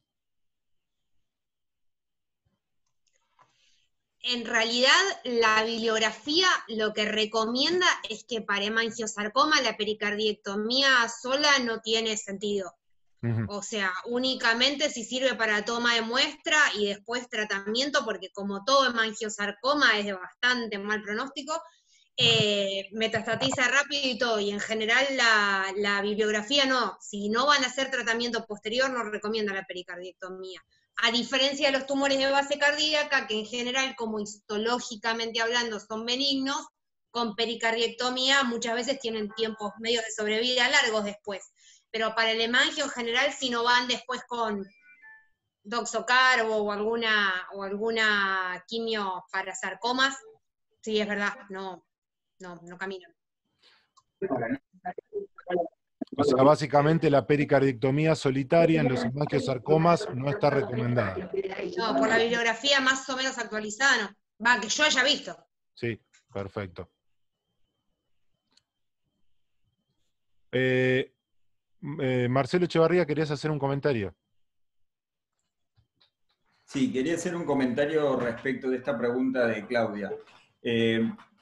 Yo creo que el tema de la indicación de la pericardiectomía es súper hablado con la gente. La realidad es que nosotros le explicamos todo lo que dicen los libros y después le decimos lo que opinamos nosotros, porque como yo les comentaba al principio, por una cuestión práctica, creo que las decisiones terapéuticas que tomamos dependen muchísimo del ambiente en el cual nos manejamos, ¿sí? Yo le decía que para mí una limitante, por ejemplo, en la zona de Pilar, donde trabajamos mucho, no hay guardias que puedan atender un paciente y se mueren antes de llevar una guardia. Entonces, el planteo para nosotros es bastante drástico. Coincido plenamente con Osvaldo, cuando nosotros vemos un tumor de este tipo de características, le decimos que es muy probable que lo repita y que probablemente no llegue a ninguna guardia, con lo cual nos parece que la pericardiectomía es la opción viable. Obviamente tenemos que explicarle mucho a la gente y le decimos que es para evitar este tipo de muertes. Le hablamos claramente, nosotros tenemos pacientes, y acá hago una acotación muy importante, muy pocos diagnósticos histopatológicos por lo que hablamos de la dificultad para obtener una muestra, pero características intraquirúrgicas de lo que deberíamos llamar un hemangiosarcoma, con una localización de hemangiosarcoma y características muy friables. Y tenemos pacientes que han vivido 3 semanas postquirúrgicos, y tengo, por ejemplo, un paciente que operamos hace más de 1 año y medio y todavía está viviendo, un golden de 5 años. Tenemos pacientes que han vivido 9 meses. Yo creo que es un tema muy controvertido porque si bien la bibliografía indica que no es lo ideal, incluso hay toda una relación entre la presencia de colapso y la presencia de ascites como un factor indicador de mejor o peor pronóstico, pero digamos, nosotros la experiencia que hemos tenido con la gente es que se ha quedado contenta con la evolución. Hemos tenido evoluciones bastante más largas de lo que se supone que deberíamos tener. Yo creo que acá influyen varios factores. Primero, esta dificultad que tenemos para obtener el diagnóstico histopatológico. Si ustedes se fijan, los trabajos generan una gran cantidad de información que es también subjetiva, porque de los trabajos por ahí, los que accedieron a histopatología eran un 20, un 25% de los totales que fueron a cirugía. Hay trabajos que investigan esto desde la efusión pericárdica y por lo tanto incluyen también al mesotelioma y ya les baja mucho la proporción de otros tumores. Con lo cual es un poco ambiguo. Y un tema que no me parece menor es que muchos de estos trabajos o que hacen referencia a esto que estamos hablando vienen de trabajos de hace 20 años. Hace 20 años, por lo menos acá en la Argentina, en los lugares donde yo me muevo, las decisiones terapéuticas y cómo consideraba el tenedor responsable a nuestro paciente cambió totalmente. Hace 20 años no hacíamos cirugías de columna, habían un montón de cosas que hoy cambia totalmente la decisión de la gente cuando nosotros le explicamos bien lo que buscábamos. Hace 20 años un tumor de mamas con metástasis no se hacía absolutamente nada. Hoy se toman otras consideraciones que obviamente requieren de una charla muy, muy precisa con la gente para que entienda lo que estamos haciendo. Pero creo que también esto de que la gente opte por una opción quirúrgica o no, depende un poco de cómo lo planteamos nosotros, ¿sí? Yo creo que hace 20 años, por ejemplo, un ductus se decía, y se podía hacer una cirugía. Hoy se habla como de una piómetra. Esto es una patología de resolución quirúrgica. Y con respecto a la sobrevida y a las posibilidades de que el paciente esté bien, etc., tenemos un montón de otras circunstancias como pacientes politraumatizados o una dilatación, torsión bulbulográstica, que también sabemos que tienen muchas posibilidades de tener un mal pronóstico. Y sin embargo no le decimos a la gente, y bueno, se podría hacer una cirugía. Se lo planteamos explicándole todos los contras que puede tener, pero que la gente bajo esa incertidumbre me parece que hoy decide un montón de veces hacer pericardiectomía, y si nosotros lo comparásemos con lo que hacían hace 20 años, claramente la decisión sería otra, con lo cual me parece que hay cierta información que puede no estar actualizada en eso y que nos confunde un poco en la forma de... Y para cerrar un poco, para nosotros es muy importante desde lo práctico poder darle una opción a la gente, porque muchas veces, como decía Osvaldo, en estos lugares donde nos manejamos, es o la eutanasia o hacer una cirugía. En el medio los perros se mueren antes de llegar a una pericardiocentesis. Entonces me parece que eso cambia mucho. Obviamente es mucho más fácil indicar una pericardiectomía en un tumor que sospechamos que es un quimiodectoma que en un tumor que sospechamos que es un hemangiosarcoma. Pero la realidad es que el criterio que proponía Osvaldo es la urgencia que me demanda el hemangiosarcoma y la repetición de taponamientos que va a hacer, y me hacen pensar en que la pericardiectomía es la herramienta de elección para evitar eso. Después, como le decimos a los pacientes, puede vivir 5 días o 6 meses, pero eso es una decisión de la gente. Muchas gracias, Marce. Le voy a dar la palabra a Andrés Balaz, después a Anderson, voy a invertir el orden, ¿sí? Andrés. A ver, yo tengo una visión un poco distinta, soy por ahí un poco más conservador. No recomiendo la cirugía, la pericardectomía de entrada. Sí, ya en la primera consulta hablo de la pericardectomía y los voy preparando psicológicamente, pero no me gusta plantear de entrada la cirugía, porque sé que hay muchísimos pacientes que no van a repetir una efusión, un taponamiento cardíaco. Estadísticamente, muchos pacientes con efusión pericárdica idiopática no vuelven a repetirla o lo hacen muchísimo tiempo después. He llegado a tener pacientes que repitieron una efusión 4 años después, 2 años después. Entonces, mi manejo en principio es conservador y generalmente indico la cirugía cuando sé que la cirugía va a funcionar. O sea, yo, primero, 2 cosas.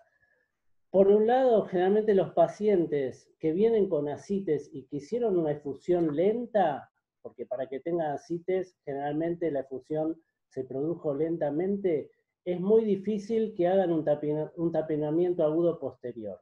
Es decir, que si el animal vino con ascites y yo lo punzo, lo que recomiendo es hacer seguimiento. Y generalmente cuando repiten el taponamiento, no hacen un taponamiento agudo, vuelven a hacer un cuadro de ascites y generalmente nos da tiempo a volver a punzar. Ya cuando punzo una segunda vez, sobre todo si el tiempo entre una pericardiocentesis y la siguiente es muy corto, ahí sí ya hablo de una pericardectomía. Y cuando no hay masa, sé que la pericardectomía va a funcionar. De hecho, la verdad que en casi todos los que operé no volvieron a tener ningún problema, salvo en algunos casos donde los primeros días por ahí hacían efusiones pleurales y había que punzarlos. Muchos no volvieron a tener nunca ningún tipo de fusión. Pero no me parece, digamos, en un caso de un hemangiosarcoma, donde el animal viene en shock y yo hago una pericardiocentesis, tendría que decirle, bueno, hay que operarlo ya para tratar de que viva ¿cuánto tiempo? ¿Una semana? ¿Un mes? No sé, yo creo que no se justifica en un hemangiosarcoma, como dice Claudia, someter una cirugía que creo que la sobrevida va a ser muy, muy corta. Simplemente eso.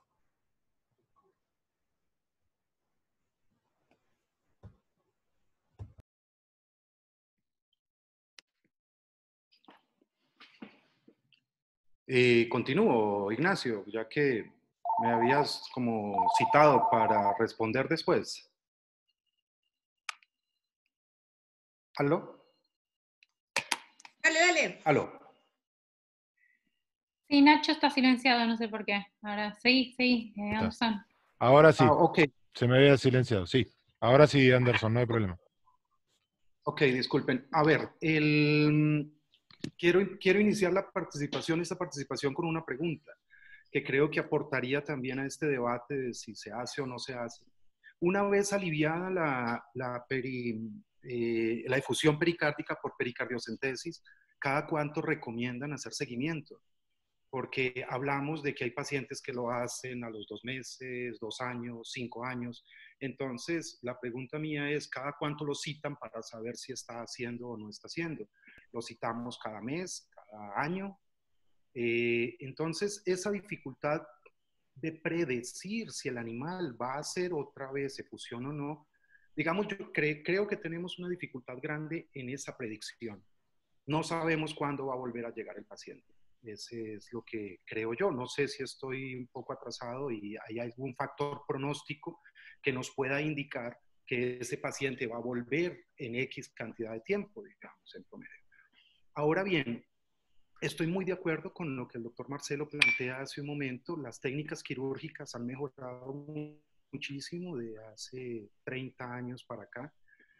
No sé, allá en Buenos Aires, aquí existe un colega que hace pericardiectomía por toracoscopía.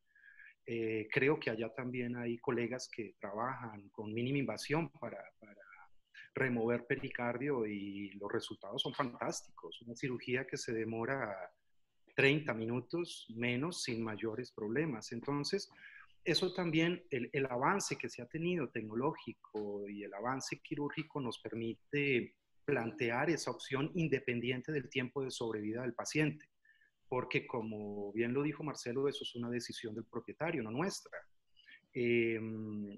Ahora, el plantear que si, a ver, saber el diagnóstico de antemano ya sabemos que es muy complicado. Nosotros podemos sospechar de un hemangiosarcoma por localización, pero por favor, hemos tenido hemangiosarcomas alrededor de la aorta y no necesariamente son de base cardíaca. Y tenemos otra serie de tumores, ahí está la lista en la literatura, que ecocardiográficamente tienen o pueden presentar características que nosotros consideramos de hemangiosarcoma. Entonces, si pudiésemos hacer ese diagnóstico previo, bueno, y ya sabemos estadísticamente hablando el pronóstico del paciente, pero también estoy de acuerdo con Marcelo en que hemos tenido pacientes con hemangiosarcoma que tienen una sobrevida mucho más larga, que 15 días, 20 días. Hay pacientes que llegan a un año y más aún que tenemos oncólogos que tienen unas técnicas oncológicas magníficas. Entonces,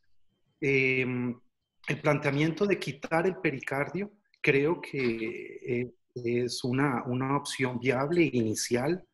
No, yo considero que no debe ser pospuesta hasta que el paciente presente una segunda o una tercera efusión y plantearlo en la primera consulta. Es el dueño el que decide, no soy yo el que la decide. Está indicada y tiene efectos, y los efectos secundarios son pocos también. Eso digo yo. Muchas gracias, Anderson. Javier, ¿querías comentar algo al respecto? Y después pasamos a otra pregunta. Sí, muy rápido, porque antes alguien le había preguntado a Anderson respecto a si habían tenido cuadros arrítmicos por Ehrlichia. Y me meto yo en la respuesta porque nosotros sí hemos tenido, y nos ha sucedido que animales que han tenido cuadros de arritmias ventriculares, taquicardias ventriculares, que han requerido internación, han dado positivos a Ehrlichia.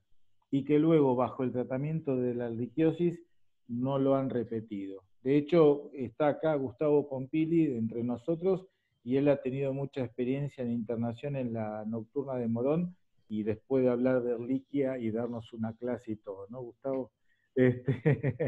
Bueno, y respecto a la pericardectomía, a mí me parece que en realidad nosotros no tenemos una conducta ya arreglada, que cada situación es puntual, cada paciente es único, cada propietario es único, y por lo tanto tendremos que ajustarnos a esa situación.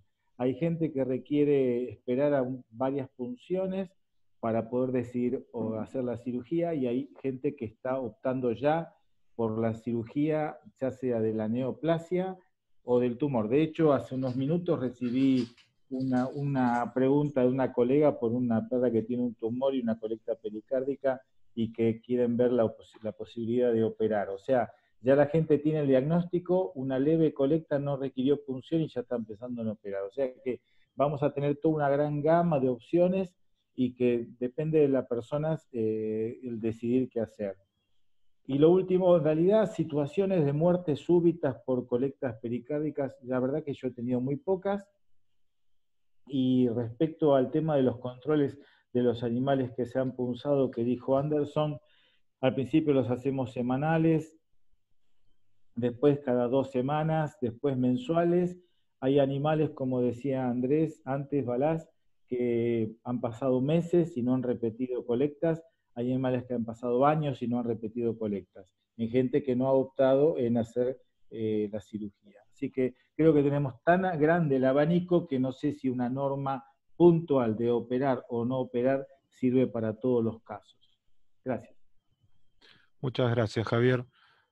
Bueno, metemos otra pregunta más. Marinés. Bueno, en realidad lo siguiente que íbamos a plantear era el tema tratamiento, y Medio que ya se habló. Han ahorrado el trabajo. Anderson hizo una re buena pregunta, que fue la de cada cuánto controlan, etcétera.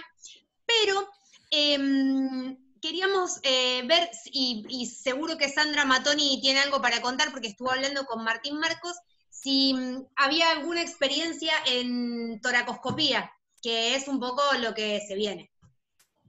¿Estás por ahí, Sandra? Sandrita.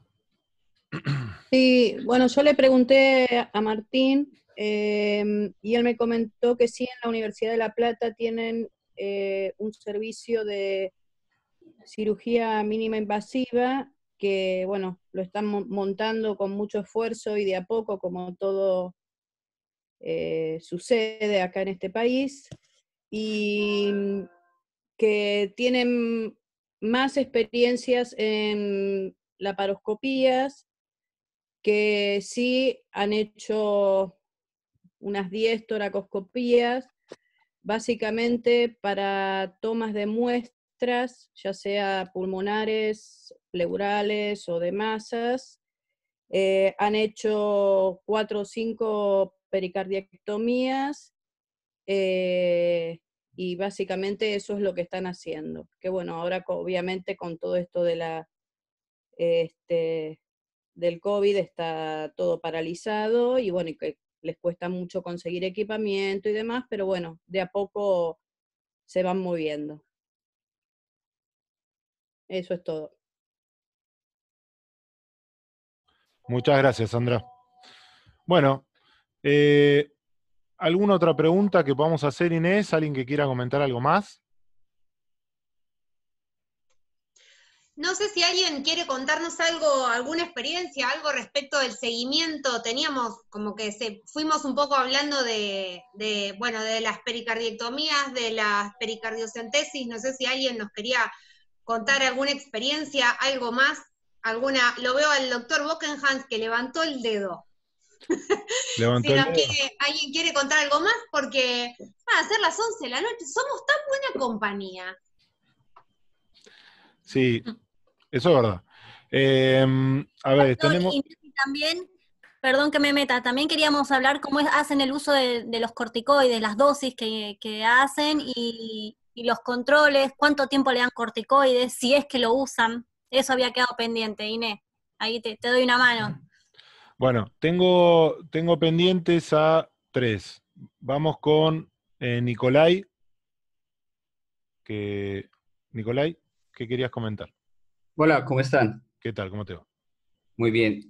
No, pues oyendo toda la charla, estoy muy de acuerdo con el doctor Andrés. No digo que la pericardiectomía no sea necesaria, pero creo que hay que saber cuándo hacerla, ¿no? Me recuerda mucho esos cirujanos que abren un abdomen y ven una esplenomegalia y dice, bueno, está inflamado, saquémoslo una vez porque pues el vaso, ¿para qué nos va a servir, no es cierto? Lo mismo puede pasar con el pericardio, dice, bueno, las funciones que tiene el pericardio, dirá, bueno, al menos el paciente puede ser que en un futuro no lo necesite, en este momento no lo necesite, pero creo que, y como dice el doctor Andrés, yo he tenido muchos casos de idiopáticas que no vuelven a hacer colecta, y pues hubiéramos sometido al paciente a una anestesia, a una cirugía, que obviamente tiene un riesgo, así sea un ASA 1 o un ASA 2, ASA 3, no sé, pero es un riesgo a un paciente que no se debió haber hecho la cirugía. Los controles, como dice el doctor Javier, en mi caso los hago en estos casos a la semana, después 2 semanas, después un mes, a los 3 meses y a los 6 meses. Y obviamente la signología del paciente me va a decir si lo voy a tener que volver antes o después, ¿no? Entonces yo creo que, pues en ese sentido soy como el doc Andrés, o sea, soy más conservador que plantear, obviamente se plantea desde el comienzo, mira, si esto se repite 2, 3 veces, lo más seguro es que lleguemos a esto, pero decir que el paciente tiene que ir porque tiene una colecta, un taponamiento, en el caso que no se está viendo el tumor, como dice Anderson, que puede ser que esté en aorta, no sé, pero creo que antes, hasta no tener un diagnóstico, no se debería hacer la pericardiectomía, o por lo menos si no es algo muy severo, sabiendo que en estos casos en que son tumores sangrantes, tratar de compensar o estabilizar un paciente va a ser difícil para entrar a una cirugía, ¿no? Obviamente el doctor Marcelo tiene más experiencia en eso y en la anestesia, pero ese sería como mi opinión en cuanto al manejo. Lo segundo es que hemos hablado de colectas por tumores, hemos hablado de idiopáticas. ¿Qué pasa en esas colectas por ruptura atrial, no? ¿Cuál va a ser el manejo? Porque muchas veces, y lo he visto, y pues gente que ya tiene muchos años, hay muchos que sin necesidad de haber taponamiento hacen punciones sabiendo el riesgo que se tiene al tener una hemorragia activa en pericardio. Entonces quería saber también la opinión de ustedes cuando la colecta es por una ruptura atrial. ¿Cómo manejarían ese tipo de patología, ¿no? Muchas gracias. Muchas gracias, Nicolai. Le voy a dar la palabra a 2 personas o 3 personas más y vamos a ir redondeando. Gente que no haya comentado nada todavía, así que le damos la palabra a Valeria Agosti. Supongo que es Valeria Agosti. Buenas, ¿cómo ¿Cómo andan? te va? Esperen que no sé si acopla. Tenés cámara, sí. En realidad por ahí se escapa un poco de lo que venimos hablando, pero la pregunta es, vieron que a veces uno ve una estructura en atrio derecho y está como en esa duda de si es trombo o neoplasia, porque muchas veces claramente es uno u otro, pero otras no tanta. Entonces por ahí si esta ceba es en ese caso que uno tiene duda de si es trombo, si igualmente se medica o qué valores se podían tener en cuenta para decidir si medicarlo o no de manera preventiva. O sea, supongamos que yo sospecho que es trombo y al final resulta que es neoplasia. ¿Se podría medicar? ¿No se podría medicar? No sé, Seba, si me puedes dar una mano con respecto a eso. ¿Se entendió la pregunta o no? Sí, creo que se entendió. A ver, Seba, si le puedes responder a Valeria. Hola, Vale. Si es trombo, se medica siempre, ¿sí? Con enoxaparina y clopidogrel. Si es una neoplasia, ahí no está indicado anticoagular, porque vas a empeorar el sangrado muchas veces. Pero siempre que sospechás de un trombo, tenés que comenzar la terapia antitrombótica, como vimos en el foro anterior. Entonces, ante la duda, si no está muy en claro, no estaría bueno medicarlo. No, si tiene obviamente las condiciones para un trombo, la dilatación de cámara, si es un gato, bueno, desde ya sospechás que puede ser un trombo, medicarlo, y si sospechás que no, que es una neoplasia, no, ahí no. Podés empezar con la medicación 48 o 72 horas y después suspenderla, pero estás hablando de un trombo adherido a la pared, digamos, sospechás que es un coágulo en realidad, que está adherido al atrio, ¿eso es lo que querés decir? En realidad, si yo veo una estructura que está adherida al atrio y en un principio es como sospechosa de cualquier, o sea, que no tenés muy en claro, porque a veces pasa que uno ve una estructura y no está como muy en claro si puede ser una u otra. Entonces, en ese caso, estaría contraindicado medicarla. No, si está dentro del atrio, digamos, si vos lo anticoagulás, no hay problema, digamos, no vas a generar un factor contraproducente notorio.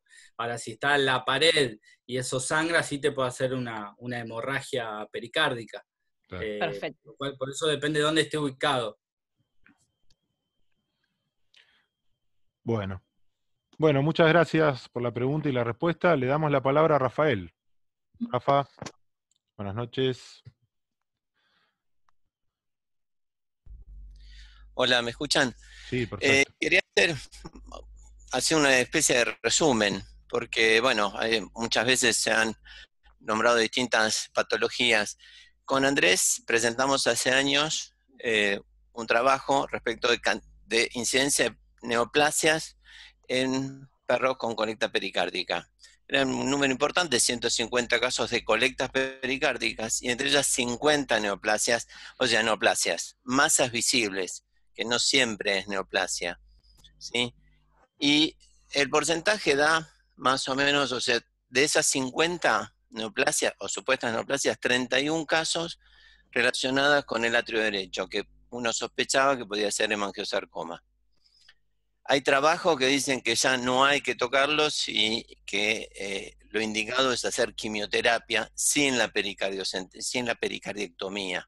Las veces que yo vi cirugías de mangiosarcoma, la verdad que anduvieron mal, salvo un caso que llamó la atención, que era una masa muy grande, pero estaba pedunculada, estaba agarradita de la pared del atrio, y la sacó Pablo Meyer, y después le hizo quimio, y vivió muchos años, 3 años creo. O sea, pero sale de lo común, ¿sí?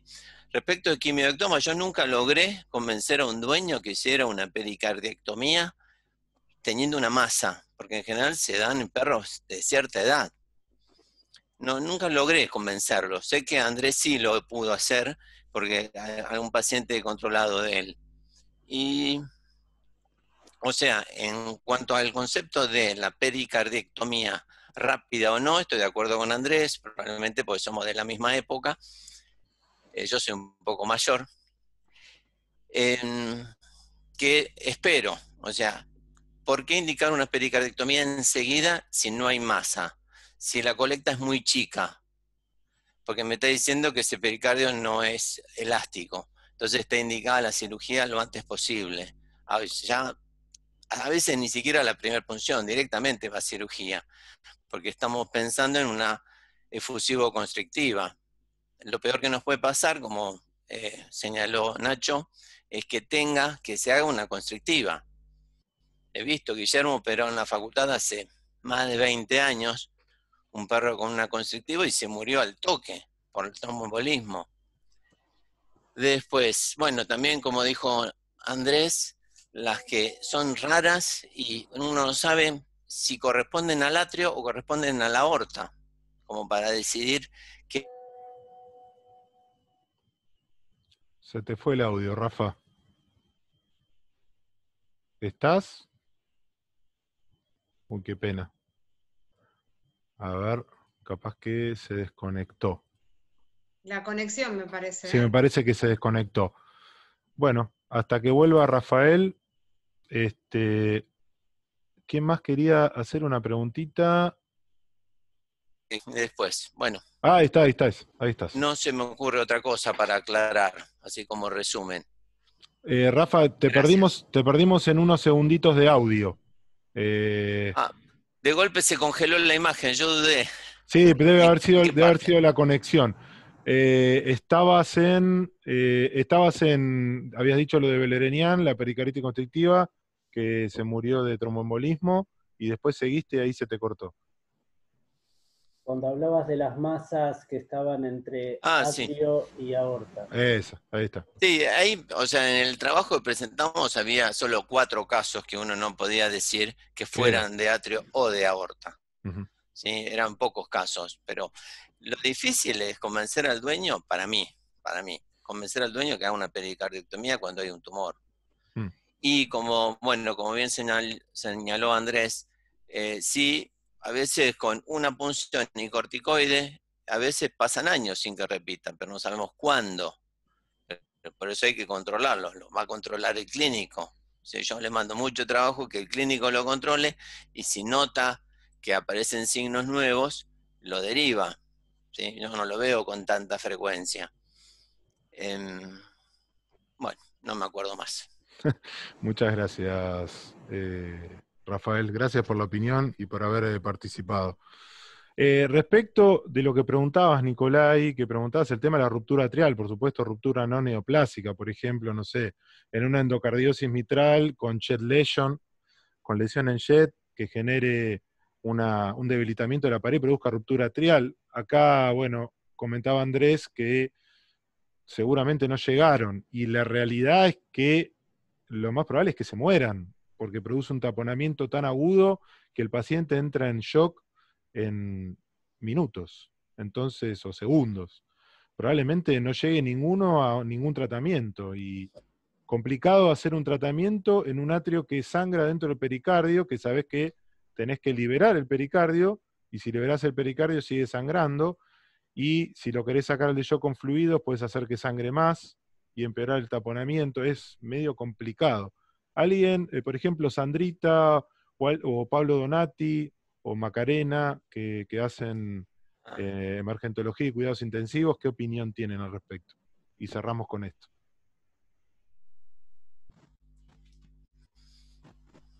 Hablo yo, no sé si quiere Dale, hablar Pablo, Sandra. dale. Y después... Nosotros tuvimos algunos pacientes con esa situación. Y en general se forma un coágulo en la cavidad y eso a veces ayuda a que frene sangrados. El manejo que hacemos ahí es con el catéter pericárdico que contamos, con un acceso central o algún dispositivo dentro del saco pericárdico, y nuestra intencionalidad ahí es retirar la mínima cantidad de sangre para frenar el taponamiento, tratando de que el resangrado no sea excesivo. Y tratamos de, en la medida de lo posible, que entre al quirófano. El tema es que hay pocos cirujanos que hacen ese tipo de cirugía y que estén disponibles rápido. Claro. Pero tuvimos varios pacientes, no sé, por lo menos 2, 3 que recuerdo que zafaron, por decirlo de alguna manera, sin cirugía, solo con ese manejo. Y yo creo que el coágulo ayuda también a frenar eso, ¿no? Porque sangran, se taponan, y se forma un coágulo en el saco pericárdico que creo que limita el sangrado, y bueno, con el catéter uno puede drenar la mínima cantidad necesaria para frenar el taponamiento y tratando de evitar el resangrado, que hay que buscar ese equilibrio, ¿no? Pero Claro, si quieren sí. después mando un video ahí en el WhatsApp, que Dale. tengo de hecho una imagen de un perro con eso que anduvo bien, que zafó, que fue hace un par de meses nomás. Bueno, buenísima la opinión. Buenísimo. Acá Nicolai también dice que tiene uno desde noviembre y vive.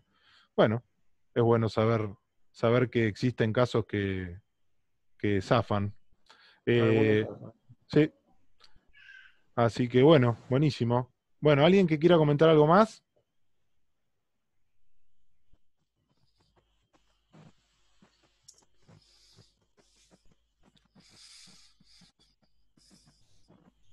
Muy bien. Bueno, vamos. Permitime, Nacho, decir algo Sí, solo. dale, cómo no. Agradecerles a todos porque somos como 75 participantes. Nunca hubo tanta gente participando. Y la verdad que para nosotros es un gran trabajo, pero también es sentirnos reconfortados de que todos apuestan a esto hacia el futuro. Así que en nombre de la comisión, de todos los miembros de la comisión directiva, le queremos agradecer la participación. Muchas gracias, Javier. Mariana, ¿querías comentar algo? Bueno, no, quería comentar lo último de Erliquia. Bueno, es mi trabajo de investigación y obvio que quiero aportar todo lo que estuve leyendo. Les cuento que mi tutor de tesis es Pablo Borrás, que es un especialista en el tema.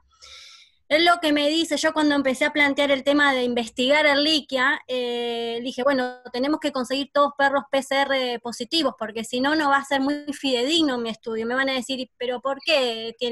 ¿Cómo podés demostrar que fue un contacto y no está enfermo? Bueno, lo que me dijo Pablo es que no es fácil encontrar pacientes PCR positivos, que los tenés que encontrar en la etapa febril, cuando llegan a la consulta con hipertermia, con todas las características de la Erliquia, y a veces aún así dan negativos y son positivos. Muchas veces también en las publicaciones punzan vaso porque se acantona ahí.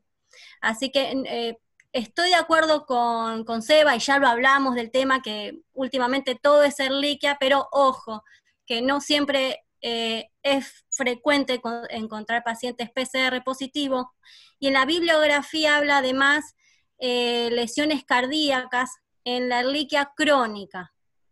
Entonces en la parte aguda es más difícil de encontrar lesiones cardíacas, y sino más en la parte aguda como miocarditis, arritmias y todo lo que sabemos. Y dentro de lo que yo encontré muchas arritmias y bloqueos de segundo grado, básicamente.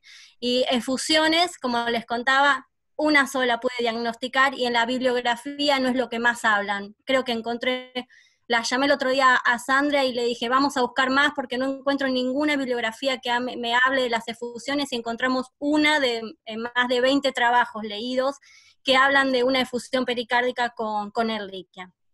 Bueno, eso para terminar, y gracias a todos por sus aportes y por estar. Muchas gracias. Muchas gracias, Mariana, por el aporte. Bueno, agradecemos por última vez a los patrocinadores, Aplicaciones Médicas, Laboratorio Sarte, Biomedic y Qualcos por haber estado y haber patrocinado el foro. Y bueno, de mi parte y de parte de toda la comisión de SACBE, les agradecemos a todos por haber estado de vuelta. La verdad que un foro muy bueno, muy enriquecedor. Va a quedar grabado, así que bueno, después tendrán la grabación como corresponde, los que quieran ver la charla de vuelta. Y bueno, ya vamos finalizando. Les deseo buenas noches a todos. Y bueno, nos veremos, si Dios quiere, la semana que viene. Y también en otros foros para seguir charlando de estas cosas que nos gustan tanto. Sí. Perdón, justo pregunté, no sabía que ya terminaba porque pensé que iban a hablar del tema de los corticoides que dijo la doctora. Quería hacer una pregunta, ¿puedo? De tratamiento. Dale. En aquellos pacientes que hicieron pericardiectomía y que Sí. están con colecta pleural, Sí, que de repente también están con ascites, sí. ¿cómo manejan el tema del tratamiento? Con los corticoides, con a veces los diuréticos, por supuesto dependiendo de si la colecta pleural tiene que ver con una cuestión del sangrado del tumor o no, y por el otro lado con el tema de la absorción en los pacientes con ascites. Lo pregunto, no sé si alguno me puede contestar en su experiencia. ¿Pero vos preguntás en relación a la efusión pericárdica, lo que venimos hablando, o en general? No, en la fusión, cuando ya tenés, por ejemplo, haces una pericardiectomía y tenés Sí. fusión pleural. Mirá, cuando vos tenés una efusión pleural, es sabido que la efusión pleural nunca digamos, el diurético, por ejemplo, si vos ya hiciste la pericardiocentesis, destaponaste al paciente y querés aliviar la fatiga respiratoria o, digamos, el distrés respiratorio por la efusión pleural, tenés que punzarlo, porque ningún diurético te va a sacar por lo menos la efusión pleural con la velocidad que vos necesitas para aliviar al paciente. ¿Sí? Estamos hablando de ya un paciente con pericardiectomía. Sí, sí. Por eso. Perfecto. O sea, y por el otro lado, o si es un colocar un tubo, sangrado del inclusive. tumor, ok, Sí. si es un sangrado del tumor y suponete que decido utilizar un diurético, que en realidad voy a estar afectando la tasa de filtrado, ya ahí estoy haciendo claramente macana. Lo pregunto porque Lo que pasa es que me hay ha que ver, surgido la duda. Sí, sí, hay que ver cuál es el origen de la efusión. Si la efusión es por sangrado, claro, la furosemida no te va a servir. ¿Sí? claramente, sí lo sé. Bueno. En eso lo sé, pero bueno, está bien. Después, en otro momento, si no, les vuelvo a preguntar, porque no quiero, perdón que les tiro, pensé que iban a hablar de algo de tratamiento, por eso. Bueno. Yo puedo decir lo último, por ahí Dale. te ayude. Yo, después, si quieren, lo subo al chat. El último caso fue la semana pasada y no lo pude armar para mostrarles. Yo recibí una perrita con ascites, efusión pleural y taponamiento cardíaco. Resolví el taponamiento cardíaco. La efusión pleural ese día no la toqué porque la paciente durante la punción casi se muere, así que resolvimos eso y la dejamos. A las 24 horas la reevalué. La cantidad de líquido que había quedado en el saco pericárdico no estaba, se había ido toda una efusión pleural y había una efusión pleural importante que no había sido observada 24 horas antes. Ese día sí resolví la efusión pleural, no saqué todo, habré sacado 150 mililitros para que pueda respirar mejor, y dejé el resto. Claro. Desde el primer día comencé con corticoides. A sorpresa mía, yo es que soy joven, pero hace pocos años que soy cardióloga, o sea, no tengo la experiencia que por ahí pueda tener Javier, todas las personas acá presentes, no quiero nombrarlos a todos. Lo reevalué a la semana al paciente. Yo había sacado solo 100 mililitros de efusión pleural, a la semana no había una gota de efusión pleural, había quedado bastante, solo había resuelto con el corticoide. Y ascites también, no había nada de nada. Y sí quedó una disfunción sistólica, que bueno, esa paciente sospecho me dio serología positiva.